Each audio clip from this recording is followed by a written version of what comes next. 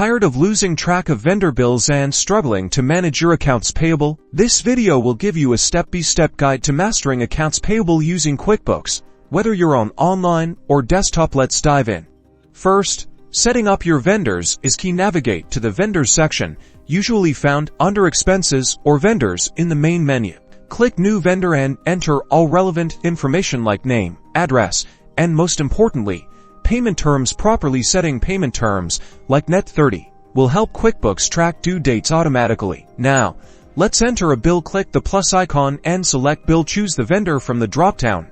Enter the bill date and number, and the total amount. Be sure to allocate the expense to the correct account in your chart of accounts. This ensures accurate financial reporting. Click Save and Close. When it's time to pay, go to Pay Bills. You'll see a list of all outstanding bills. Select the bills you want to pay. Choose your payment method. You can write a check directly from QuickBooks, use online bill pay, or record a cash payment. Enter the necessary details and click Pay Bills. To monitor your outstanding balances, run an accounts payable aging report. This report, found in the Report section, shows you which bills are due and overdue, helping you avoid late payments and maintain good vendor relationships. Remember to take advantage of early payment discounts offered by your vendors. QuickBooks allows you to easily apply these discounts when paying bills. By following these steps, you can streamline your accounts payable process, stay organized, and gain better control over your company's finances. Don't forget to subscribe for more QuickBooks tips and tricks.